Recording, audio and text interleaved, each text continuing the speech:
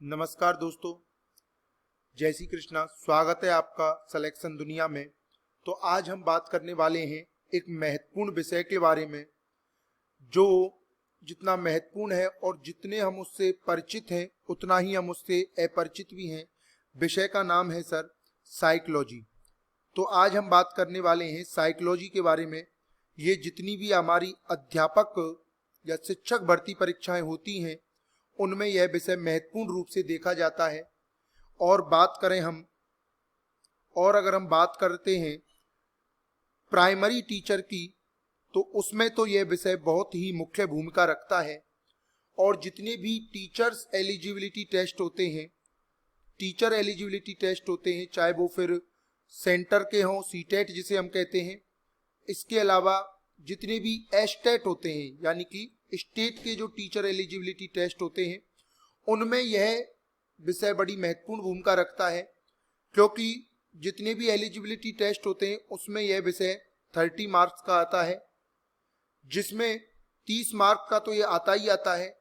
इसके अलावा जो 150 नंबर का टोटल पेपर बनता है आपका टीचर एलिजिबिलिटी टेस्ट का, उसमें हर विषय में यानी कि इस 30 नंबर के अलावा जो शेष 120 नंबर बचते हैं, उसमें हर विषय में 10-10 नंबर के शिक्षण विधियां यानी कि शिक्षण विधियां नाम से एक टॉपिक होता है। 10-10 नंबर का शिक्षण विधियां नाम से एक टॉपिक होता है, जो पेडागोजी हम जिसे कहते हैं। तो यह पेडागोजी भी जो होता है वो साइकोलॉजी पर ही आधारित होता है, शिक्षा मनोविज्ञान पर ही आधारित होता है। तो 40 नंबर अगर हम इसके ऐड करते हैं और 30 नंबर हम खुद शिक्षा मनोविज्ञान के ऐड करते हैं, तो इस प्रकार से 70 नंबर यानी कि 150 में से अगर हम 70 नंबर पर बात करें तो लगभग आधे मार्क्स यानी कि 50% जो नंबर है वो शिक्षा मनोविज्ञान पर आधारित है। लेकिन इसमें क्या समस्या बनती है हमारे सामने कि यह विषय विद्यालय स्तर पर हमारे पास नहीं होता है। बहुत ही कम बच्चे होते हैं, बिल्कुल ना के बराबर, जो विद्यालय स्तर पर मनोविज्ञान विषय को लेते हैं। तो यह विषय हमने पहले नहीं पढ़ा होता है, तो इस वजह से भी ये हमें टफ लगता है। दूसरा इसका कारण क्या है, इस विषय का अगर मैं बात करूं, तो जिस प्रकार से हमें अन्य विषय में ये होता है कि हम अन्य विषय को थोड़ा याद करते हैं, स्मृति स्तर पर हम कार्य करते हैं, वहीं शिक्षा मनोविज्ञान जो है उसे पढ़ने का जो तरीका है वो अन्य विषयों से बिल्कुल ही भिन्न है। शिक्षा मनोविज्ञान का जो पढ़ने का तरीका है वो अन्य विषयों से बिल्कुल ही भिन्न होता है। इस कारण भी हमें इसे पढ़ने में थोड़ी दिक्कत आती है। क्योंकि हम अन्य विषयों को पढ़ते हैं स्मृति स्तर पर, याद रखने के तौर पर, जबकि शिक्षा मनोविज्ञान की परिभाषा ही ये कहती है कि शिक्षा मनोविज्ञान व्यवहार का विज्ञान है। किसका विज्ञान है? व्यवहार का विज्ञान है। तो जो विज्ञान व्यवहार का है यानी कि जो व्यवहार से हम सीखते हैं उसे हम रट करके या स्मृति स्तर पर अन्य विषयों की तरह नहीं देख सकते हैं। अगर मैं आपसे कहूं तो यह अतिशयोक्ति नहीं होगी कि अगर हम इसे एक अन्य और नवीन विषय मानकर पढ़ते हैं तो ये हमारे लिए पढ़ना बहुत ही जटिल होता है। लेकिन यदि इसे हम बिल्कुल व्यवहार के आधार पर पढ़ें, है क्या शिक्षा मनोविज्ञान? शिक्षा मनोविज्ञान का मतलब है कि बालक का जब जन्म होता है या जन्म से पूर्व की जो अवस्था है, बालक के जन्म से पूर्व की जो अवस्था है, तब से लेकर के बालक का जो किशोर अवस्था है, क्योंकि भाई हम शिक्षा से संबंधित कर रहे हैं। वैसे तो मनोविज्ञान का मतलब होता है मानव के व्यवहार का अध्ययन, लेकिन हम बात कर रहे हैं शिक्षा मनोविज्ञान की, क्योंकि आपके में जो पूछा जाएगा टीचर एलिजिबिलिटी टेस्ट में वो आपका पूछा जाएगा शिक्षा मनोविज्ञान। तो बालक के जन्म से पूर्व से लेकर के और किशोर अवस्था तक के अगर हम बालक के विकास का अध्ययन करें, उसके व्यवहार का अध्ययन करें, तो वो क्या होता है? हमारा शिक्षा मनोविज्ञान होता है। ठीक है। तो अगर उसे हम एक विषय के तौर पर पढ़ें, उसके नियमों को, सिद्धांतों को, इन चीजों को हम याद रखें, याद करने का प्रयास करें, तो बहुत ही जटिल होता है। जबकि अगर इसे आप बच्चे का जो विकास है वो जन्म से लेकर के किशोर अवस्था तक किस प्रकार से होता है, उसके व्यवहार को देखते हुए, अपने परिवेश में हम जिस प्रकार से बच्चों को देखते हैं, वो बच्चे किस प्रकार से बड़े हो रहे हैं, उस हिसाब से अगर हम उसको अध्ययन करें तो ये बहुत ही सरल विषय होने वाला है और बहुत ही इंटरेस्टिंग विषय होने वाला है। और मैं अगर बात करूं इसके अलावा जो पीआरटी के एग्जाम्स होते हैं, उनमें पीआरटी जो एग्जाम होते हैं यानी कि जिसे हम थर्ड ग्रेड भी कहते हैं, उन एग्जाम्स में भी, टीचर एलिजिबिलिटी टेस्ट में भी ये आपका बहुत महत्वपूर्ण योगदान रखता है। इनमें तो कम से कम बहुत महत्वपूर्ण, ये मान लीजिए कि पूरा की पूरा दारोमदार साइकोलॉजी पर ही है। और अगर मैं बात करूं टीजीटी एग्जाम्स की, यानी कि सेकंड ग्रेड हम जिसे कहते हैं, तो उसमें भी पेडागोजी नाम से ये जो मेन सब्जेक्ट आपका आता है, आप चाहे कोई भी सब्जेक्ट लेते हो, मैथ लेते हो, हिंदी लेते हो, संस्कृत लेते हो, विज्ञान लेते हो, कोई भी विषय आप लेते हैं, तो उसके साथ ये मुख्य रूप से देखने को मिलता है जो मुख्य पेपर होता है हमारा। उसके अलावा इसी क्रम में पीजीटी जो है हमारा, यानी कि जो फर्स्ट ग्रेड का जो हमारा एग्जाम होता है, उसमें भी हमें मुख्य रूप से देखने के लिए मिलता है। तो इसकी शिक्षा मनोविज्ञान की, यानी कि जो टीचर्स एग्जाम्स होते हैं, उसमें इसकी महत्वपूर्ण भूमिका होती है। तो इसे अगर हम पढ़ें व्यवहार के आधार पर, मनोविज्ञान है क्या, अगर मैं आपको एक लाइन में बताना चाहूं तो मानव के व्यवहार का अध्ययन क्या कहलाता है? मनोविज्ञान कहलाता है। मानव के व्यवहार का अध्ययन क्या कहलाता है? मनोविज्ञान कहलाता है।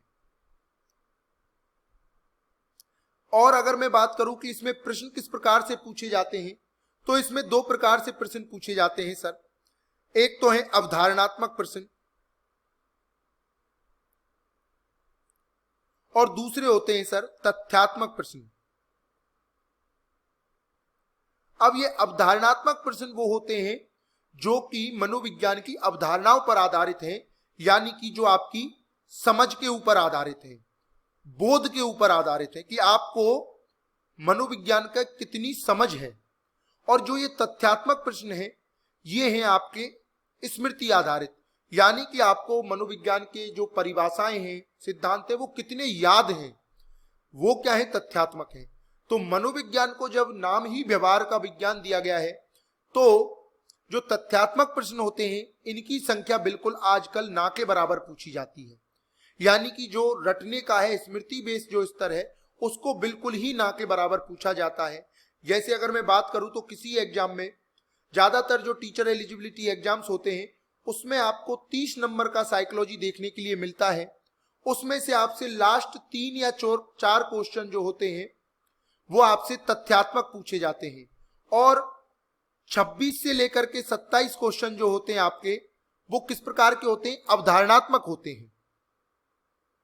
तो इसलिए आपको केवल और केवल मनोविज्ञान को बिल्कुल अवधारणा के आधार पर और समझ के आधार पर पढ़ना है। जब आप इतने चीजों को अवधारणाओं के आधार पर पढ़ेंगे, तो जो ये 3 और 4 क्वेश्चन तथ्यात्मक हैं, ये स्वतः ही हो जाएंगे, यानी कि इनको आपको याद रखने की भी जरूरत नहीं है, केवल आप अवधारणा स्तर पर काम करें। तो मैं अब आपको शिक्षा मनोविज्ञान आगे पढ़ाऊंगा, तो उसमें आपके साथ में जो काम करने वाला हूं, वो मैं ये अवबोध स्तर पर या अवधारणात्मक स्तर पर काम करने वाला हूं, जिससे जो मनोविज्ञान है, जो आपके टीचर्स जो एग्जाम है, उसमें जो वह महत्वपूर्ण भूमिका रखता है, तो उसमें आप बहुत अच्छे तरीके से प्रदर्शन कर सकें। और अगर 30 नंबर का एग्जाम है, तो आपके 25 प्लस नंबर कम से कम आए, ये मेरा वायदा है आपसे। तो अब बात करते हैं, पहले बात करते हैं कि ये मनोविज्ञान है, तो इस मनोविज्ञान की बहुत सारी शाखाएं हैं। उसमें से जो शाखा हमें पढ़नी है, मनोविज्ञान की जो शाखा हमें पढ़नी है, वह शाखा है शिक्षा मनोविज्ञान। या अगर हम सीधे तौर पर कहें तो आपके जो टीचर्स एग्जाम्स हैं, चाहे वो पीआरटी हो, चाहे वो टीईटी हो, यानी कि एलिजिबिलिटी टेस्ट हो, या सेकंड ग्रेड टीजीटी हो, या फर्स्ट ग्रेड पीजीटी हो, तो उनमें हमें कौन से टॉपिक पढ़ने हैं मनोविज्ञान में से? तो हमसे संबंधित कौन से टॉपिक हैं जो हमसे मुख्यतः पूछे जाते हैं? तो अगर मैं बात करूं तो सबसे पहला जो आपसे टॉपिक इसमें पूछा जाता है, अगर मैं टॉपिक की बात करूं तो यह पूछा जाता है शिक्षा मनोविज्ञान का इतिहास, कि शिक्षा मनोविज्ञान का इतिहास क्या रहा है, यह आपसे पूछा जाता है। पहला ही टॉपिक होता है शिक्षा मनोविज्ञान का इतिहास, और होना भी चाहिए, कि जिस चीज को हम पढ़ रहे हैं, जिस विषय को हम पढ़ रहे हैं, उसके इतिहास की जानकारी हमें होनी ही चाहिए। दूसरा पूछा जाता है आपसे बाल विकास। दूसरा जो टॉपिक होता है हमारा वो होता है सर बाल विकास। बाल विकास यानी कि एक बच्चे का विकास किस प्रकार से होता है उसकी जानकारी हमसे ली जाती है। और ये जरूरी क्यों है कि हमें बच्चों को ही पढ़ाना है, तो हम जब हमें जानकारी होगी कि किस उम्र में बच्चे का विकास किस प्रकार से होता है, उसको किस उम्र में कितने ज्ञान की और किस व्यवहार की आवश्यकता है, तो वो हम उसके बाल विकास के अध्ययन से ही सीख पाएंगे। इसलिए हमें इसमें बाल विकास पढ़ाया जाता है। तीसरा जो टॉपिक आता है इसमें वो आता है आपका व्यक्तित्व, जिसे पर्सनैलिटी भी कहते हैं, कि एक व्यक्ति, एक बच्चे का व्यक्तित्व कैसा है, यानी कि उसके शारीरिक मानसिक संगठन का हमारे मस्तिष्क पर कैसा प्रभाव पड़ रहा है, तो वो क्या कहलाता है, आपका व्यक्तित्व कहलाता है। आगे मैं बात करूं तो चौथा जो हमें टॉपिक पढ़ना होता है इसमें वो पढ़ना होता है बुद्धि, कि एक बच्चे की बुद्धि किस प्रकार से काम करती है, किस अवस्था में वो कितनी विकसित हो पाती है, किस अवस्था में उसकी बुद्धि का पूर्ण विकास हो सकता है, किस अवस्था में उसमें कितनी बुद्धि है, हमें कितना उसे ज्ञान देना है। तो ये सीखने के लिए हमें बुद्धि पढ़ना आवश्यक होता है। पांचवा जो होता है आपका टॉपिक इसमें वो होता है व्यक्तिगत विभिन्नता। ये इसमें बहुत ही महत्वपूर्ण टॉपिक है, व्यक्तिगत विभिन्नता।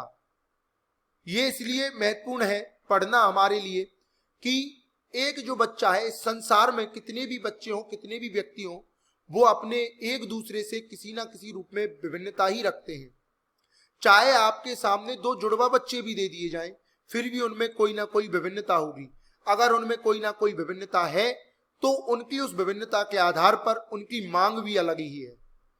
तो उसकी विभिन्नता के आधार पर उस बच्चे को क्या जरूरतें हैं, क्या मांग है, किस प्रकार से शिक्षा दी जाए, इसलिए हमें व्यक्तिगत विभिन्नता पढ़नी होती है। आगे बात करते हैं हम। अगला जो आपका टॉपिक होता है वो है इसमें शिक्षण व्यूह रचना। शिक्षण व्यूह रचना क्या है, जैसा कि आपको नाम से विदित हो रहा होगा, शिक्षण व्यूह रचना का मतलब है, शिक्षण का मतलब होता है पढ़ाना। एक बच्चे को कक्षा में पढ़ाना, उस कक्षा में पढ़ाने के लिए क्या हमारी व्यूह रचना होनी चाहिए, मतलब हमें उसे किस प्रकार से चीजों का ज्ञान देना है, किस प्रकार से विषय का ज्ञान देना है, किस समय पर हमें उनसे प्रश्न पूछने हैं, इस प्रकार की जो रचनाएं होती हैं, किस प्रकार से हमें शिक्षण के सिद्धांत काम में लेने हैं, किस प्रकार से हमें शिक्षण के सूत्र काम में लेने हैं, ये चीजें हमें क्या सिखाती है, शिक्षण व्यूह रचना सिखाती है। सातवां आपका इसमें जो टॉपिक आता है वो आता है क्रियात्मक अनुसंधान। ये एक इसमें नवीन युक्ति है, क्रियात्मक अनुसंधान। इसमें क्या होता है कि अगर आपका विद्यालय में रहते समय कोई आपके सामने एक साथ कोई नवीन समस्या पैदा हो जाती है, तो उस समस्या का समाधान आप कैसे करेंगे, यानी कि जैसे कि अगर आपके विद्यालय में आज शिक्षक ही पूरे नहीं आए हैं, तो किस प्रकार से आज आपकी व्यूह रचना होगी, बच्चों को पढ़ाएंगे, तो वो जो हल आपको प्राप्त होंगे वो क्रियात्मक अनुसंधान में से होंगे। यानी कि कोई एक ऐसी समस्या जो आपके सामने अकस्मात ही पैदा हो जाएगी, उसका हल आप कहां से ढूंढेंगे, क्रियात्मक अनुसंधान से ढूंढेंगे। आठवां जो आपका इसमें टॉपिक है वो है RTE 2009। ये इसमें बहुत ही महत्वपूर्ण टॉपिक है। इसका नाम है राइट टू एजुकेशन एक्ट 2009, जिसमें 6 से 12 वर्ष तक के बच्चों को मुफ्त शिक्षा दी जाती है कक्षा 8वीं तक। तो उसके क्या नियम हैं, क्या उसमें धाराएं हैं, इस सब का ज्ञान हम RTE 2009 में पढ़ते हैं। इसके बाद है सतत एवं व्यापक मूल्यांकन। सतत एवं व्यापक मूल्यांकन की मैं बात करूं तो ये जो पुरानी पद्धति पर आधारित हमारी परीक्षाएं होती थी उससे बिल्कुल ही उलट है। इसमें क्या है कि हम बच्चे का मूल्यांकन इस प्रकार करें कि उसे परीक्षाओं का भय भी नहीं रहे। इसके अलावा इसमें जो शब्द जुड़ा हुआ है सतत, इसका मतलब है कि उसका हम लगातार मूल्यांकन करते रहें। और व्यापक का मतलब है कि ना केवल हम उसके शैक्षणिक परिदृश्य से, इसके अलावा उसके स्वास्थ्य, उसके व्यवहार, उसके व्यक्तित्व, उसकी क्या रुचि अरुचि है, सभी चीजों का जो हम, यानी कि उसके सभी पक्षों का, सामाजिक, नैतिक, सभी जो पक्ष हैं, शारीरिक है, सभी पक्षों का एक साथ मूल्यांकन करें तो इसके लिए क्या होता है, व्यापक मूल्यांकन, यानी कि ये मूल्यांकन की एक नई पद्धति होती है। तो इसे क्या कहा गया है, सतत एवं व्यापक मूल्यांकन, इसलिए हमें ये पढ़ना आवश्यक होता है। इसके बाद जो आपके लिए अगला टॉपिक है वो है एनसीएफ 2005। इसका मतलब है नेशनल कुरिकुलम फ्रेमवर्क, यानी कि राष्ट्रीय पाठ्यचर्या। ये डॉक्टर यशपाल के द्वारा 2005 में दी गई थी, इसलिए इसको क्या बोलते हैं, एनसीएफ 2005। यानी कि जो भी विद्यालय हैं उनमें क्या पाठ्यचर्या रहेगी, वो जो नियम बताते हैं वो बताते हैं एनसीएफ 2005, इसलिए हमें इसे पढ़ना आवश्यक होता है। इसके अलावा है जो टॉपिक आपको इसमें पढ़ना होता है वह है उपलब्धि एवं निष्पत्ति परीक्षण। उपलब्धि एवं निष्पत्ति परीक्षण, ये क्या होता है कि एक जो अध्यापक है वह यह जानना चाहता है कि जो उसने बच्चों को पढ़ाया है वो पढ़ाना कहां तक उसका कारगर रहा है, बच्चों ने उसे कहां तक सीखा है और उसके पढ़ाने में क्या कमी रह गई है, यानी कि वह बच्चों के साथ साथ अपना भी मूल्यांकन करता है। वो परीक्षण क्या कहलाते हैं, उपलब्धि एवं निष्पत्ति परीक्षण कहलाते हैं। तो ये आपके इसमें महत्वपूर्ण टॉपिक्स हैं जो आपसे पूछे जाते हैं किसी भी मनोविज्ञान की परीक्षा में, जिसमें मनोविज्ञान लिया जाता है, शिक्षा मनोविज्ञान जिसमें आता है, और इन्हीं पर आधारित होता है पेडागोजी वाला, यानी कि शिक्षण विधियां जिन्हें हम कहते हैं।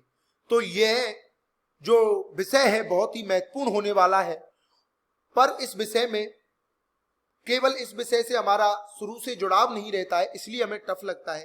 पर यकीन मानो दोस्तों, यह बहुत ही सरल और बहुत ही मजेदार विषय होने लगता है।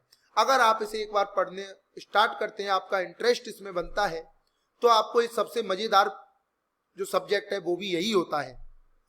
इसलिए अब इसमें मैं आपको पढ़ाऊंगा, आप और हम मिलकर काम करेंगे। जितने भी टीचर एलिजिबिलिटी टेस्ट होते हैं, जितने भी टीचर्स ग्रेड के एग्जाम में ये आते हैं, उनके आधार पर हम बात करेंगे शिक्षा मनोविज्ञान की। तो बिल्कुल मित्रों जुड़ जाइए और बिल्कुल आराम से जो आपका सिलेक्शन है, जो नंबर है, उनके अच्छे प्रदर्शन के लिए जुड़ जाइए। ठीक है सर, तो हम क्लास चालू करेंगे अब इसमें कल से, जिसमें आपको टॉपिक वाइज इसमें पढ़ाया जाएगा। तो उम्मीद करता हूं आपको यह जानकारी पसंद आई होगी। तो मिलते हैं अपनी नेक्स्ट क्लास में एक नए टॉपिक के साथ, शिक्षा मनोविज्ञान विषय के साथ, शिक्षा मनोविज्ञान के इतिहास के साथ। तब तक के लिए सभी बच्चे स्वस्थ रहें, मस्त रहें, और मिलते हैं अगली क्लास में। तब तक के लिए सभी बच्चों को नमस्कार, जय श्री कृष्णा।